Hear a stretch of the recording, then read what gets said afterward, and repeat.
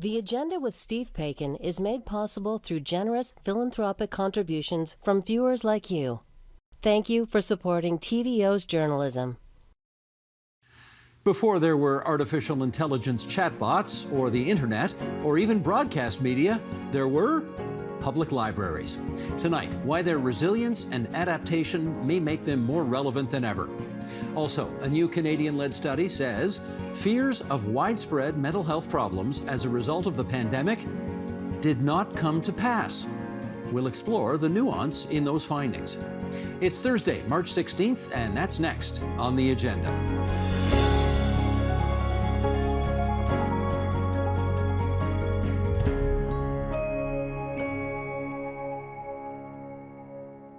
If you have set foot in a library in the past few years, you will undoubtedly have noticed that they're not just repositories for books. If you haven't dropped by, you're in for some surprises. Good ones that might just make you see libraries as vital places ready to serve a larger social purpose. With us to explain, let's welcome in Cambridge, Massachusetts, Shamichael Holman, Loeb Fellow at the Graduate School of Design at Harvard University and co-founder of Libraries as Bridges. In Thornbury, Ontario, Sabrina Saunders, CEO and Board Secretary at the Blue Mountains Public Library. In Kitchener, Ontario, Mary Chevreau, CEO of the Kitchener Public Library. And here in our studio, Vickery Bowles, so-called city librarian at the Toronto Public Library, which she informs me is the largest library system in North America. Yes. In terms of numbers of branches. Yes. Marvelous. Great to have you back here in our studio, and to our friends in Points Beyond, thank you for joining us tonight on TVO. I just want to set up our discussion because, of course, you would all be all too aware that many people have been predicting the end of libraries for a long time. So let's go back and take a look here. Shall we? Sheldon, bring this graphic up if you would. Here is something from 2005 from the MIT's Technology Review, so Shamichael, not far from you, entitled The Death of Libraries. Now that Google has agreed to scan millions of books, can the disappearance of libraries themselves be far behind? They asked. Let's zoom ahead to 2012. This article was in Forbes. As someone who has spent a fair amount of time analyzing business disruption, I think it's pretty clear that libraries are eventually going to fade away. And one more, this from TechCrunch in 2013. The internet has replaced the importance of libraries as a repository for knowledge, and digital distribution has replaced the role of a library as a central hub. This is evolution, not devolution. Okay, Shamichael, get us started on this. What did these predictors fail to understand? Because you're still here. Yeah, we're all still here. I think one of the things that those predictors failed to acknowledge was the individuals who are actually using libraries, the people who come in the library each and every day for a variety of reasons. But I think these individuals also failed to take into account the way that libraries saw themselves in the community and the vital needs and services that the library was providing to their communities. Sabrina, how about you? What did they fail to understand in those predictions? I think they didn't understand that we have been around as a library sector since the days of Alexandria, more than 2,000 years ago, and we keep morphing into what our communities need. Vickery, let me ask you this. If I asked you 25 years ago, what's a library for? You'd say, well, it's, mostly it's a place to store physical books. If I were to ask you to characterize what a library is today, how different would the answer be? Well, and I think what we're thinking about is we used to have, we've always been about access to information and education, and that's, been a great equalizer for everyone. But in the 21st century, access to technology is just as important, and no one can be successful in today's world without access to technology and know how to use it. And that's where public libraries come in. We provide access to technology, we teach people how to use it. We have everyday technology that most of us take for granted, but many people don't have access to. And then we have emerging technologies such as green screens and 3D printers and Mac Pro computers. And so people come to the library to access content, to learn about technology and develop their digital literacy skills, but they also come to create content. So that's a big difference in the 21st century. Mary, if I asked you the same question, the difference between the library of 25 years ago and today, what would you say? I think it's the opportunity to be together, to commune. I think that social inclusion element. There aren't very many places left actually where people can come, gather, create, or just be in society. So that social inclusion component has changed, and we really have been able to develop our programs and services to meet those needs. Shemika, let me ask you about one of your previous experiences, because I gather you were involved in the redesigning of the Cosset Library in Memphis, and in doing so, you came to Toronto to check out what was happening in this city here. What did you see or learn about here that you brought to Memphis with you?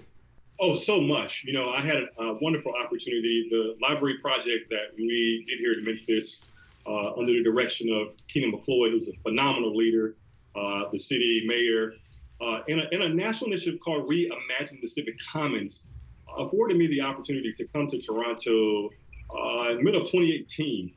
And we visited a number of places, not just libraries. We went to community centers, we went to parks. And of course, as someone who works for libraries, I had to sneak away and check out a couple of libraries. And so, one of the really interesting things that I saw, and Victory's already talked about this, is just the way that they were thinking about technology and how they were thinking about not only giving access to technology. Of course, she's talked about green screens and various recording equipment, but also kind of providing access through technology. And what I mean by that is not just saying, hey, here's a range of things that we have in terms of computers and digital resources, but here's how you can use these things. Here's fundamental ways that you can use it to improve your life, to upskill, to learn a new hobby, to maybe change your job prospects. And so that was really interesting.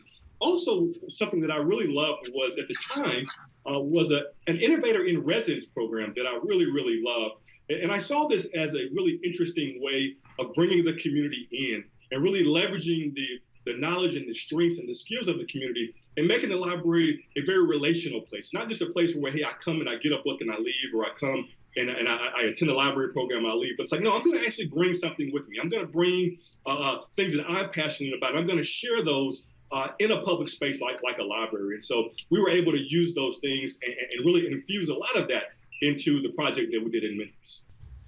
Sabrina, let me pick up on that with you. If we were to go into the Blue Mountains Public Library in Thornbury today, what would we be able to do beyond just borrow some books? Well, that's an excellent question. We have a creator space, which is what we call our maker space. Many libraries have these, and it is a place where you can come and play and explore and test out technology. So from little children being able to do animation programs to adults coming in and borrowing our professional videography equipment, whether it's a case where you want to do an ad for your business, just want to have, a great family event. These are things that you can do in libraries today. Our coding programs are active for all children. And one of the speakers mentioned, these are the skills that we need to build in our citizenry. It's not just about fun and playtime. Sometimes it's a case where you want to test something out before you purchase it. Other times it's the only opportunity you have for economic reasons. But our society is requiring these aspects of digital literacy. So we're building these skill sets in our citizens. So hopefully we're building new job opportunities for adults, and certainly making sure that our youth are going to be strong employees of the future. Vickery, when did the library become more than just about borrowing books? Well, libraries have always been about that, to be perfectly honest. About more than just borrowing books? Just about borrowing books. We've had, for instance, newcomer services in our libraries for many, many years. And this is where newcomer agencies come into the library. We have them in about 16 of our branches, and they support newcomers in making their way and integrating into Canadian and Toronto society. And so public libraries have been about that for a long, long time. We support all sorts of different literacies, financial literacy, digital literacy that we've been talking about. So the library's been about that for a long time. But certainly I think we think about books and we think about reading programs, we think about story times, which are all still the heart and soul of public libraries. But there's always been so much more going on. It's just that in recent years it's accelerated. Mary, I want to ask you about the pandemic, because I know if my own local library was any indication, it really killed them not to be allowed to be open at the time. And we, something was definitely lost. How did the library system do what it did, or do what its traditional mission is, when you couldn't keep the doors open? Well, it's a great question. And, I think that public libraries in Ontario and around the country actually were remarkable in how they did keep their doors open. Even if we couldn't physically be in our spaces, we quickly found a way to provide services through curbside pickups. So people could, in fact, still have access to, with the exception of a period of time when everything was shuttered. But libraries were the first to open. We were the first to remain open. We were the first to come back to our spaces. We had programs for, as I mentioned, curbside pickup for content. We really ramped up our digital access in terms of what was available to our communities. And we went as far as calling our senior citizens to make sure that they were okay, because social isolation was a real concern to many of us in our communities, to be able to have at least one phone call from somebody to check in on them meant a lot to our seniors in Kitchener. Let me pick up on that angle with you, Michael, because that's, well, before I ask the question, do I have this right? Do you live down the street from Robert Putnam, who wrote Bowling Alone? Yeah, I am. I'm not too far from. You really do. Okay, very cool. Because, I mean, that's, of course, a seminal book on the sort of, tragic collapse of so many American communities, and I guess up here, too, as well. And I wonder how you saw it. It was very tough when the doors had to be closed during the pandemic, and that ability to be a community hub for libraries was not possible when we were all shut down. But how do you see the library now as the place where the community can and needs to gather for free to deal with that social isolation that Robert wrote about so eloquently in his book? Yeah, and as others have mentioned, I'm spending my time here at Harvard this year thinking a lot about the public library as a site of encounter, as one of the final sort of remaining spaces where people have the opportunity to encounter people who are different than them, right? And the library is achieving that through so many interesting ways. Number one, just as a space, before we even talk about the variety of programs and services that are offered, it is just the space for people to be able to gather, whether that's to come in and grab a coffee, whether it's to sit out in a courtyard and enjoy some shade, just this sort of wonderful space to be. But then on top of that, the library is now layering on lots of different programs that are drawing a variety of people. It's interesting that even though we may have different political beliefs, even though we may be different in terms of faith walks, there are a lot of things that we actually like to do together. People like to knit, people like to sew, people like to code, people like to learn new things. People like to discuss things that they're reading. And all these activities do a wonderful job of bringing people together, right? And this sort of creates a sort of cohesion in which people aren't othering anymore. It's like, oh, I know this person. I know that person. We go to the library together. We attend a program together. And that does a wonderful thing for the social fabric of the community. You are such a messianic and enthusiastic supporter of libraries. There's a great story that you tell, and I want you to tell it here if you would, about how the different generations in Memphis interacted as a result of something you put together. Can you tell that story? Sure, and I must say that this was not solely my idea. We have a wonderful individual at the library named Emily Marks who put this together. But the story of our library is one of access, and I think it's important to note that throughout the history of the library, there's always been a group of people who have either explicitly or implicitly not felt as welcomed as they should. And in Memphis, of course, it's well documented that for a number of decades, Black people had very little access, limited access to the library system.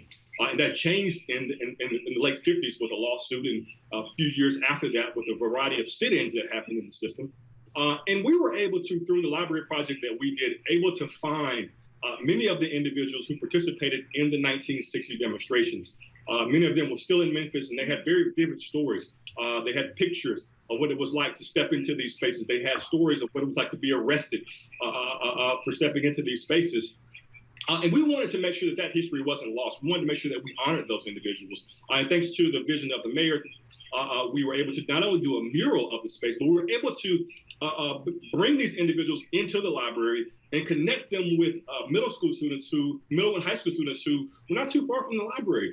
And it was a really powerful moment for these very young students to see, oh, wow, there's history here. There are individuals here who had to fight, who had to struggle for access to the things that I'm not able to do in this library. And for the seniors, for those individuals who did the sit-ins, it provided them a wonderful opportunity to be able to share why they thought it was important to make sure that the library was a place where everyone was welcome, where everyone felt like they could come in the doors. Brilliant. Sabrina, I want to follow up with you on this. The notion that everybody kind of gets together in the library. You know, how do I put this? Is it fair to say that it's not always the well-off and the not so well-off who are snuggling up together at the library? There's maybe more separation there than people who run libraries would like to think. In other words, well, you know what I'm getting at. Could you speak to that?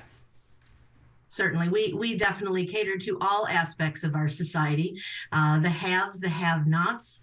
They're all here in our doors, and they are interacting. And it's a place where diversity and equity is active in one place in our society. It isn't a case that, you know, we're not serving people that we would normally see out on the streets and not having those access. They are welcome here. They are a important part of our society and an important part of our programs and our services that we provide. So many of our libraries have gone one step further and started to look at social justice activism within the library. So whether it's a case of our social workers being present, our programs tailored toward people who need those types of services, or it's just our own staff who are being trained on mental health, wellness, and other aspects, that we're that first line of defense for many people. Vickery, the library is involved in so many issues, including, I gather, food insecurity. How is the Toronto library system involved in that? Well, that started with the pandemic. And so when we closed 3 years ago, like everyone else, we had 100 branches closed. And at the same time, we heard through our city that there was this real crisis with food banks, and they had lost volunteers because many of them were seniors and they had to stay at home, and they had lost their places to operate their food banks. So we worked with North York Harvest and Daily Bread and some other partners, and we opened up 12 of our branches as food banks. We asked our staff who are at home if anyone wanted to volunteer to work in those food banks in the branches, and within minutes, literally, we had all the volunteers we needed. The staff were so keen to get out there and help people. And we used our book distribution center for food distribution. We got all the books out of there, and we used it for food distribution. And now today we have 2 branches, still with food banks with North York Harvest in the parking lot in shipping, jazzed up shipping containers. And people are being served wonderfully. And this partnership has led to other programming on nutrition, on building gardens and teaching people how to garden and what food, when you grow food, what it looks like and how you harvest it. So it's been a wonderful partnership, and it's been really gratifying to be able to serve people in our communities at such a time of need. Sabrina, I gather Toronto's not the only system that does that. You want to tell us about the open refrigerator policy you've got? So open refrigerator programs are really important in our libraries, and we can't all be the Toronto Public Library and have as many staff and branches. So we're doing it in smaller ways where there are simply refrigerators that are open. We can partner with food banks, and it's a simple aspect of you can come in, take what you need. There is no signing in, no paperwork, just take what you need, and others leave what they want. So these open refrigerator programs are really popping up across our library branches in Ontario. Mary, how about social workers? Do you have social workers in your library? We do. We have outreach workers we have 4 outreach workers at our central location, which is our downtown location. And they are embedded with our staff. They work side by side at the welcome desk, or what used to be called the circulation desk. And but they're really there to support the community who may be struggling, whether it's homelessness, addiction, mental health, often all three, but also there to support staff, to train staff, to be there to really help all of our communities succeed in our spaces. You dropped a little pearl there, and I wanted to just pick up on that. You don't call it the circulation desk anymore, eh? How come? Well, because we do more than that. I think it's a little more integrated than it used to be, where it's just not just that transaction anymore. So it's we refer to ours as the welcome desk, where people can ask questions, they can be directed, they can of course still check out an item and return an item, but it's more than that. And we try to again, just by even embedding our outreach workers as an example of why it's not a circulation desk anymore. Sabrina, do you see the library system as sort of part of the social safety net of society now? Oh, most definitely. We are that one place that you can come and not have to spend money. We're that one place often that people come for the only interaction that they get in a day. Our children come for after school, whether it's a formal program or simply that safe space between 3 o'clock and 5 o'clock when parents get home. We are the place that our youth, our teens, our seniors, our vulnerable sector are looking for supports on a regular basis. All right, Shamichael, I'm following up with you on that then. If there's a lot of social work happening and a lot of these things that we don't traditionally associate with the mission of a library, I guess some people are going to ask the question, should that be part of the mission of a library system? How would you answer that? Well, that's a very complex question. It's been interesting to hear the other responses from the other guests about all of the ways that the library is evolving, right? And, whether that is, new partnerships, whether that's food services, food security, whether that is even the sort of the way the library thinks about itself. I think it's important for folks to recognize that this is not like a fad. Libraries have been since the beginning. Libraries are always finding a way to meet the needs that exist in a community. And as those needs get greater, the library is stepping up. But what libraries, and I think Vickery could attest to this, what libraries are having to continually answer is, what are the things that we can do? What are the things that we should do? And then what are the things that we just simply can't do, right? And I think it's important for libraries to answer that question, based off of what's happening in their communities. But it's also important for the people that fund libraries to be mindful of this and what they're asking libraries to do. At the heart of all of these programs, at the heart of all of these initiatives are staff members, people who have a heart for the community, who want to meet the needs of the community. And often these folks are strapped. These people are being asked to do a lot of different things, perhaps even more than what you might think of a librarian is doing. And so it's important that, as in some cases social safety nets are failing, that if we're going to direct people to the library to get these services, that we fund libraries in an adequate way, and we make sure that the people who are offering these services in terms of library staff are actually paid a decent salary. Vickery, going to follow up with you on that. When libraries were designed, they weren't really thought of as being places where homeless people, for example, would hang out for 16 hours a day. They've turned into that. Should they be that? Well, one of the great features of public libraries is we welcome everyone without judgment. And when people come into the library, we work to serve their needs. And one of the challenges, especially through the pandemic, because this is really accelerated during the pandemic, we are seeing more people who are experiencing homelessness. We're seeing more people experiencing mental health challenges, food insecurity issues, opioid overdose issues.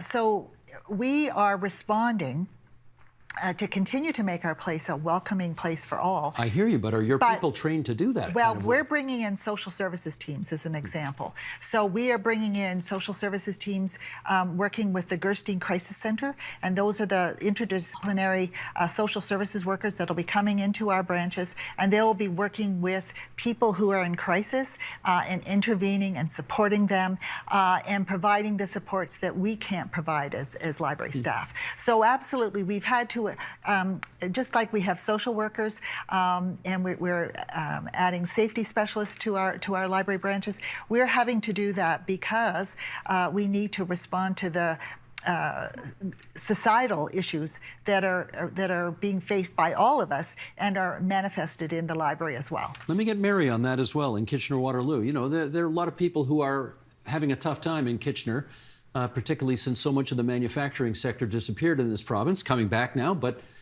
Kitchener's had some tough times, and you've had your share of people who use the library system, perhaps for purposes that it was not intended for. Do you see the Kitchener library system, for example, as a makeshift homeless shelter?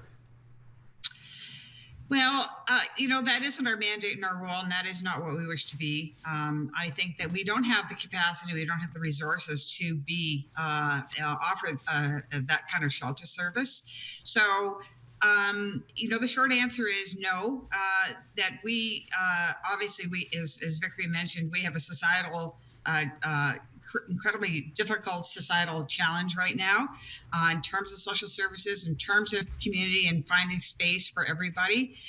So what I would say is everybody is welcome, just like Vickery said, and it's all about and there's always going to be, you know, there's always tension when community gets together. It's just a natural occurrence. And so it's really finding that balance in the tension to ensure that everyone can, as I said, thrive and succeed in our spaces. But no, we in fact don't want to take the role of a shelter. That is not our mandate or wish. And so we work very closely with other community organizations to ensure that there is, as much as we can, influence that there is space in a timely way, that there are washrooms. You know, at one time during the pandemic, the library was the only place that offered a washroom to anybody. Everything else was closed. So, you know, working with other community groups to ensure that some of these services are available is really important, and a role that probably none of us expected to be in, but here we are. Shamichael, let me get you briefly on that as well. You mentioned that there are things that the library system shouldn't or can't do. Would being a shelter for homeless people be on that list? No, again, I think, you know, as has been stated, it's important for the library to be viewed as a space where everyone feels welcome, and for us to be able to offer that welcome without judgment. And we have to recognize that, you know, some of the individuals who meet that, you know, who need that are individuals who are experiencing homelessness, right? And I think it's important for us to not stereotype that one group of people. As has already been said, that there are a range of things that are happening there. There are people who are experiencing homelessness because of pay, right? Like they're not getting a living wage. There's some people who are experiencing that because they're mental health issues. There are some people who are experiencing that because maybe they served the country in the armed forces and they didn't get the treatment that they needed. There are a lot of different things that are happening there. And sometimes I think we sort of lump everyone into sort of this one category, this sort of negative stereotype of that's not helpful for community dialogue. And so I think libraries have and will continue to do everything they can to be able to be a place that's welcoming for everyone. And as you said before, Steve, you know, that is challenging. It is challenging when you try to bring lots of different people from various backgrounds together. I'll share a story with you that I think may be very interesting. One of the individuals who frequented our branch, he was one of the first people that would walk through the doors as we opened up every morning. One day I found out that this gentleman, you know, who was experiencing homelessness, I discovered that he had a talent to draw, that he could pick up any book in the library and glance at that book for just about 5 minutes and go sit in a corner with a number 2 pencil and draw something worthy of being in any art museum in North America. And I said, hey, man, what might it be like if you taught a classroom? What might it be like if we sat you down with people who want to learn how to draw, learn how to sketch? He said that's wonderful, right? And so now we began to help other people see that, hey, this is not a group of people that is just a problem to solve, but also a group of people to be understood and to be loved and to be acknowledged as whole humans as they are. Gotcha. We've got a few minutes left here, and I want to put an even more controversial issue on the table. And Vickery, you know all about this because you found yourself in the eye of this storm not too long ago. You know, free speech. Yes. And the library, and how the library sees its role in either promoting or curtailing free speech. There are controversial speakers, and some people don't think that they ought to be allowed to rent a room and give a public address in a library. You thought differently. How much trouble do you get into on that? Well, it was very controversial, as you said. There's a lot of discussion, lots of media coverage. Certainly, you know, a lot of protests against the decision in Toronto and discussions with our staff as well. But, you know, the public library is a democratic institution. And for years, we support literacy and a literate population and free and open access to a diversity of information and ideas. And we protect intellectual freedom and personal privacy, and we preserve the past. And what we're seeing in today's world are more and more challenges to our democratic values and freedoms, including free speech. And the public library, intellectual freedom and equity are two mutually reinforcing principles that are core to our values at the public library. So it's very important, even more important today than ever before, for us to stand up for those values. And what we're seeing in libraries across the United States in particular, but it's also happening here in Canada, are these book bans. And it's become politicized in the United States with state legislatures making laws to ban books and to take books out of school libraries and public libraries. And it's targeted at the LGBTQ plus community and at race and racialized communities and content. And it's a very serious situation. We have drag queen story times in Canada that are being challenged, and people are protesting against them and demanding that they be canceled. This is a serious issue for us in a democracy, and it's really important for the public library to stand up for our democratic values and freedoms, for intellectual freedom, for free speech and expression, and it's becoming more and more important in today's world. Let me get Sabrina on this as well. You know, Sabrina, there are lots of people around us who are watching or listening to this right now who think that legal speech, which may be controversial, ought not to find itself hosted at a local public library. What do you say? I completely agree with Vickery on this point. We stand up for intellectual freedom and free speech. What you personally believe and what you personally feel doesn't matter on that. Sometimes we have to stand up for things and books and materials that personally we find offensive, but it's because we have to uphold speech and intellectual freedoms. So it is at the core of what we do. Mary, how about you? Yeah, ditto here.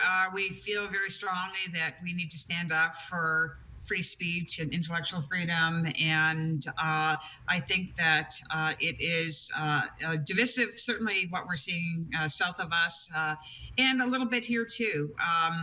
So it is important, I think, as the role of public libraries, certainly in Canada and Ontario, that leadership leads to support free speech any way that we can.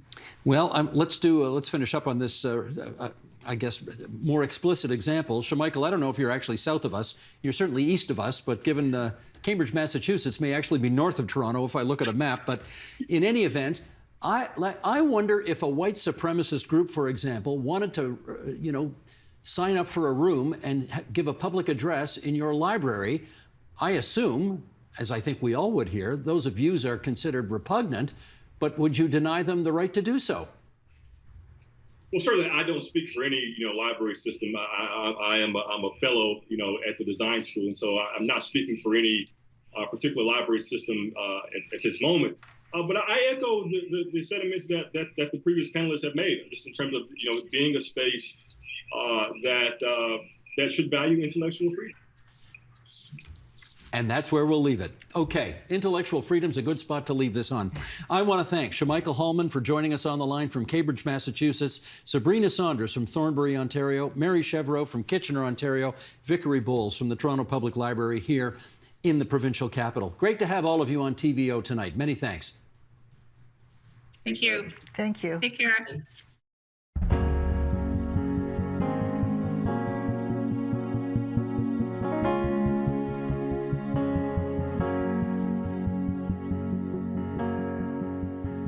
A new international study on how the COVID-19 pandemic affected mental health has offered some surprising findings. It said that most of us came through the worst of the pandemic in pretty good shape. With us now to unpack and assess those findings, the two authors of that report. In Montreal, Quebec, Brett Toombs, professor in the Faculty of Medicine at McGill University and former chair of the Canadian Task Force on Preventive Healthcare. In Hamilton, Ontario, Danielle Rice, professor in psychiatry and behavioral neurosciences at McMaster University and a psychologist at St. Joseph's Healthcare Hamilton. And also with us for his read on their report, Quam McKenzie, CEO of the Wellesley Institute and a professor of psychiatry at the University of Toronto. And Quam, it's great to have you here in the studio after being in Points Beyond for so long. And we're glad to have our guests, the authors of this report, in Montreal and in Hamilton, respectively. Let's just start off here with a description of your study from the Globe and Mail from this past week. And here's what they published. The big picture theme of the pandemic, according to a growing collection of data, is not panic, but resilience.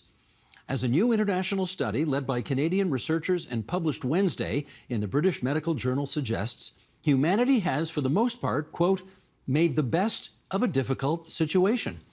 The meta-analysis looked at 137 international studies from 31 countries that followed the same people both before the pandemic started and after the lockdowns began, and found no significant declines in mental health.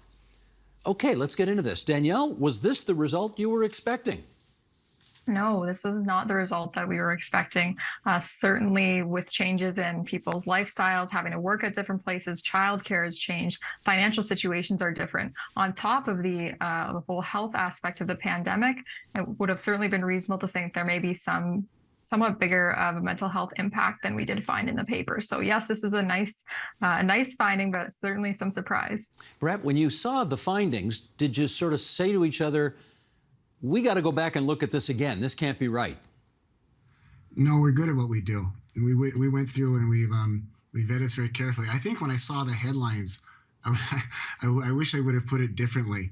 You know, I think if you read our paper carefully, you know, we didn't say that had, you know, little to no effect. And I think that's an important thing. I think what our paper shows is that this was a much more nuanced situation than what had been trumpeted by many academics in the media, that, you know, it was messy. The pandemic means different things for many different people. I think one of the main findings from our study is that, you know, it wasn't a tsunami or a catastrophe across the population, which is really consistent with what we see in other disasters and other but there were some indications that were some trouble spots for different people, and there were some real gaps where this should be a wake-up call where we're not collecting the data that we need. So I think my biggest take back was saying when people started putting out headlines that said no difference, no significant difference was the word there, and I think that's something we need to be really careful about. Well, you're not going to be shocked to hear that media don't always get the nuances right, so let's see if we can do a little better during the course of our conversation here. Danielle, okay, so not the catastrophe you anticipated, but the word messy was used. Just put a little more flesh on that bone. What do you mean messy? Sure. Well, I mean, with Brett using that word, I don't want to take it out of his context, but part of this is that we had data that we're trying to pull together from different countries. There are gaps, as Brett said, and there are also some limitations in the quality of these different studies. It's also messy in the sense that some people did worse, some people did better, some people stayed overall the same. So it isn't this consistent finding of everyone having one experience. So it becomes a bit of, as Brett described, I'll say a mixed bag of differences between individuals. Okay, Quam McKenzie, let's get you in here now. This is not quite the story that we anticipated being able to tell after, even with the messiness, et cetera. The notion that there wasn't a catastrophe of mental health out there among all members of the population, I presume is some good news. Are we more resilient than perhaps we gave ourselves credit for? That's the question. Well, I needed to start off by thanking Brett and Danielle for the study. Fabulous study, loads of people on the study, loads of data, very, very difficult to do, but also very difficult to interpret because, as they say, it's complex and it's very messy. And we don't want to be in a position of being a meteorologist saying it's not raining when people are coming in wet, right? It puts us into disrepute. So it's raining on some people. And yeah, and so when you're in a situation in Ontario where we've got 50% more people wanting psychotherapy, when we're in Canada where we've got a 300% increase in the number of people going to the kids' help phone, when we've had the substance use crisis with the overdose deaths, and when we're seeing in emergency departments huge increases in the number of people coming with mental health problems, we have to be very careful not to give the impression that we are saying, actually, no, there's nothing wrong, because the statistics, I know they're not. They're not saying that. Oh, no, I know they're not. I was really glad to hear that, that the statistics say that you're not suffering. So have we got a mental health crisis at the moment? Sure. Worldwide, are there people who've done well and people who've done badly? Most definitely. Well, let's break that down then. Brett, can you tell us good news that perhaps many of us have been more resilient than we anticipated, but can you break it down demographically? Who tended to have a harder time during the pandemic? Who tended to be more resilient during the pandemic? I think for the most part, we had glimpses here and there that show that, again, I think, again, like I said, if we're going to draw a strong conclusion with lots of confidence, there wasn't a tsunami, there was not a massive hit to the population, and no group found that. I think, given the messiness of the data, if we wanted to say in any particular group, was there minimum change to little change, small, that being by that precise becomes very difficult. I don't think anybody should trust the data that are out there to do that. That said, we went out. It's interesting because when people talk about studies, they say things like, well, they didn't examine. Well, we went through 95,000 articles. Our team did a wonderful job, and we examined every single study that published data on any group, and we specifically looked for data in a lot of groups. People in poverty, racialized groups, women by sex and gender minorities, and we didn't find, there were no data that could be put together on particular people in poverty, racialized groups. The group that we did find that did consistently across our outcomes, we looked at anxiety symptoms, depression symptoms, and general mental health, which is a combination of the two, is that women and females did worse across the board. Overall, it's a small amount on any given person. If a given person changes by a small amount, some people are more sensitive, would notice it, others might not. But when you find that on a group of people like that, that tells you that there are definitely more people in that group who are getting worse than aren't getting worse, and we need to pay attention to it. We did not study why people may have or may not have gotten worse, but I think it's pretty well documented in that group that women were facing a lot of challenges, more on average than others. They were more likely to be heads of single-family homes, living with less income, more likely to working in sectors that had tremendous challenges in elder care and health care. And it is well documented that intimate partner or domestic violence went up, and that's not entirely directed at women, but largely so. So there's a number of reasons why that's consistent and a reason for concern. Okay, let me jump in here then, if I can. I want to get Danielle then. The gender issue, sex and gender issue is interesting. Let's talk about income levels as well. The assumption is that if you were better off financially, you rode through the pandemic more easily than those who were worse off financially. Did your data confirm that? That wasn't a population that we had enough data to be able to get that subgroup level in terms of the income. But so as you say, it's a reasonable thing to consider. There are more resources among those who have a higher income. It's also more common that they're able to work from home in many of these instances. Whereas, as Brett said, with many of the females and women, for example, they're going to work every day trying to figure out their N95 mask fitting while also trying to do childcare at the same time. So we more have the data to be able to speak to the women and females. How about in terms of senior citizens? They certainly disproportionately died more because of COVID-19 than the rest of the population. What about their mental health? Yeah, that's what happened, especially in Canada with long-term care situation was horrific to read about. And I know many people lost loved ones in those situations. Again, this is an area that we actually didn't see a huge change in terms of mental health, but we are so limited by those vulnerable groups. We're missing a lot of the data. So it's an area that I think would be really important that we get more information on. And we are limited in terms of what we can say for those groups, but that wasn't one area that we saw a big change in terms of depressive symptoms, anxiety, and general mental health. Graham, what about your experience in that group? If you're 75 plus, what did the pandemic do to your mental health? interestingly, some of the studies out there that are not as robust as this study have looked at seniors' mental health, and they actually showed that during the pandemic, it was actually younger people who had the biggest impacts on their mental health than older people. Is that because they didn't have as much experience dealing with tough times than older people? I don't know. I haven't seen the results of any study that's really looked at that. But yes, I mean, there's a certain resilience that comes with age that you and I both know. But I think that one of the issues about this study, which the authors clearly have indicated, is that some of the big risk groups like people in poverty, racialized populations, they're people who weren't in this study, or there weren't particular studies about them. And they're the people who you'd have expected to see the biggest impacts on. And so we have to be, as they say, nuanced and limited in what we say with regards to policy, especially since out of those 137 studies, only 5 of them had Canadian data.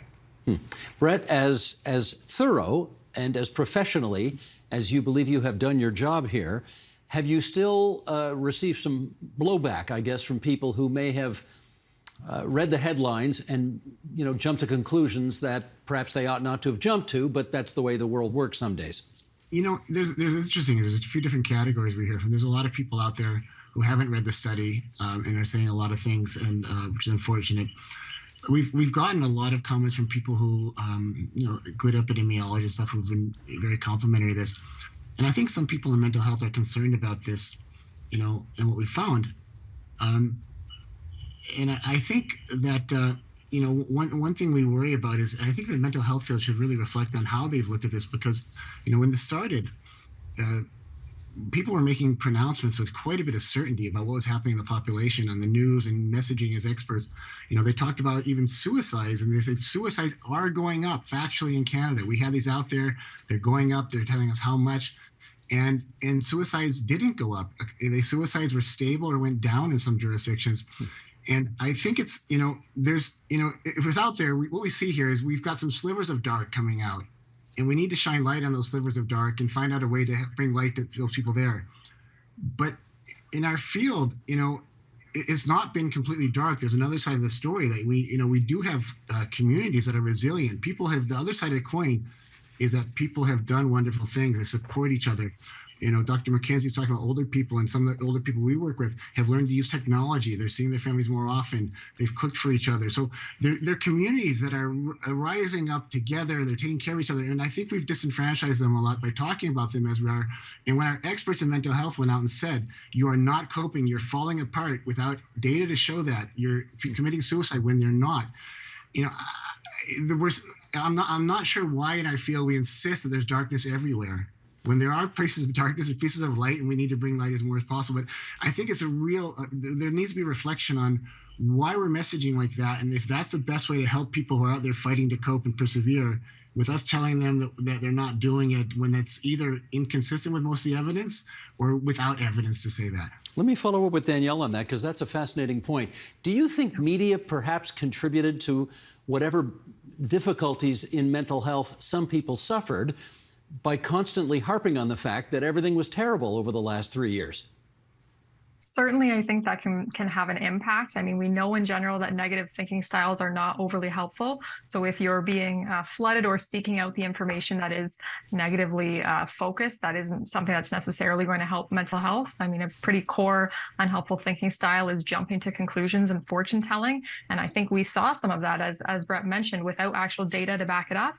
And that would certainly be reasonable to think that could contribute to people's, at least their perspective, whether that's a diagnostic level of anxiety or depression is a different story, but certainly that could impact their mood and their perspective and thoughts looking forward. Can I get you on that, Quam? Yeah, I agree that people tend to look at what went wrong rather than what went right. And there is some data out there looking on the StatsCan website, not looking at the individual level, but what happened in communities after the SERB. And the SERB improved people's mental health. This is the emergency response benefit. This is the emergency response benefit. And financial insecurity is linked to poorer mental health, anxiety and depression. And you would imagine that if you give people an income supplement, that would help. And I think that sometimes when we're thinking about resilience, we tend to think about resilience at an individual level. But actually, this study is about country resilience. It's about what happened, what were the inputs to the population to allow them to do better. And I do think there were some positive things that happened. I agree with Danielle, there were some negative things where there was some negative messaging about, oh, it's a catastrophe, it's terrible, it's awful, you must all feel really bad about this. And not trying to be too British stiff upper lip about this, but still, there is a midway where you are trying to build people's resilience and build people's fortitude while producing programs to support them, like the SERB and other programs that will help their mental health. Let me get Danielle on that. I know we live in a world nowadays where nobody wants to give the federal Liberal government any credit for anything at all and blame everything, including bad weather, on them. But on this, do you think they're entitled to a little bit of credit for the fact that they created the SERB and got it out in pretty swift order, worrying not too much about fraud and worrying more about making sure people were protected during a once-in-a-century pandemic? I don't know. What's your view? Certainly. Universal basic income is, as I mentioned, it's something that can help people's mental health. If people can't eat, it certainly makes them, if they can't get food, if they don't have housing, it's going to make it much more challenging to start learning these other coping skills. So I think that deserves some credit. And I'm actually going to piggyback and say there are some other resources and things that were put in place that deserve some credit. Wellness Together Canada was the first freely accessible mental health resource that people can use. I mean, I've called it to tell my patients. It took me 7 minutes to get through to direct counseling. This is unheard of before the pandemic in Canada. So there are things like that where I do think credit should definitely be given. And I'm glad that these policies and these resources were put in place while trying to navigate the pandemic. Okay. Brett, as again, solid and as professionally done as this study was, are there some limitations to what you can actually conclude, even as thorough as the study was? Yeah, and I should clarify, by the way, I think I said we're good at what we do. What I meant before is that, we went back and checked. Our procedures have about 6 levels of check in them anyway. So we've been have been through this many times. Sure, there are definitely limitations. We're scientists who bring together all the data that are out there in the world, and we can only do as much as is there. So, as we talked about, this is, you don't want to get into ecological fallacies where we say this group on overall didn't change. That doesn't mean any individual. We know that individuals in all groups did worse, some did better, like Danielle said. Again, I think we're very, very confident there wasn't a tsunami out there, and there's a signal for us to reflect as mental health professionals how we portray this. But no, on the fine grain level, we need to know more. We're still working on this. The team here has reviewed young people. I'm old enough, Dr. McKenzie, I can also call people young people, by the way, you're referring to. So, we're going through almost 150,000 articles now. We're building a case. We've got more data coming on this. We're hoping to find more data in vulnerable groups to fill in the gaps. And I think one last gap here, and I'm not sure how to get across. I think there's a lot of confusion between suffering and human experience and mental health. And that's if we can find a way to get that out better, people suffer through this in all sorts of ways. And there's sadness and frustration. And I think I wish we would have communicated better. That's different from mental health. People are suffering who are still in contact with their loved ones, still going to their meals, still doing their work and their schoolwork, despite being sad and frustrated and lonely in this.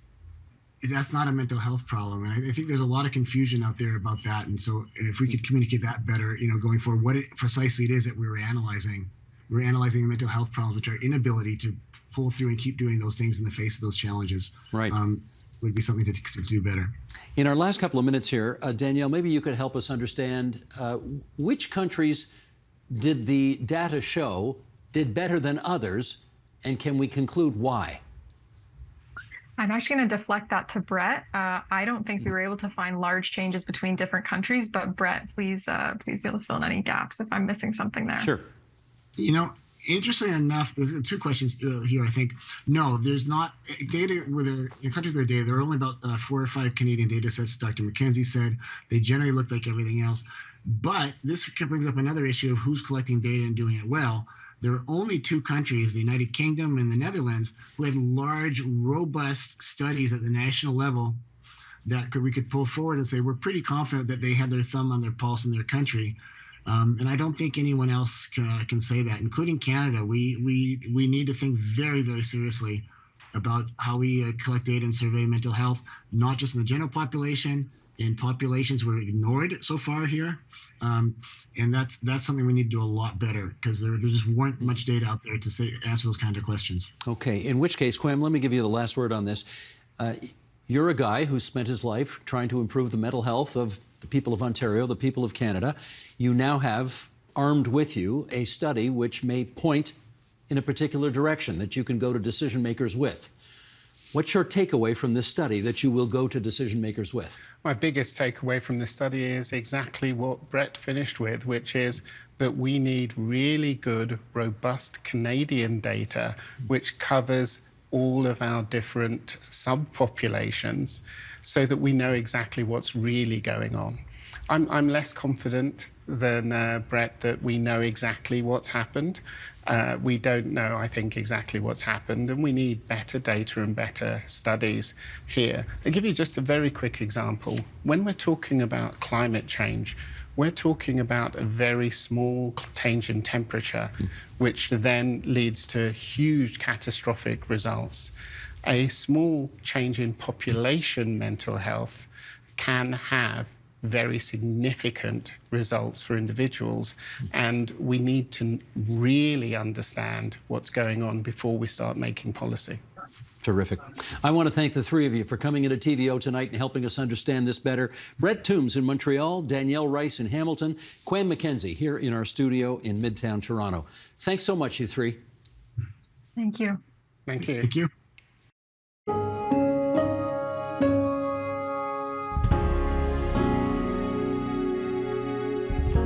And that is the agenda for Thursday, March 16th, 2023. Ontario added to its manufacturing capacity for electric vehicles this week. Tomorrow, Nam Kiwanuka finds out more about what it means for this province and the environment. I'm Steve Paikin. Thanks for watching TVO, for joining us online at tvo.org, and we'll see you again tomorrow. The Agenda with Steve Paikin is made possible through generous philanthropic contributions from viewers like you. Thank you for supporting TVO's journalism.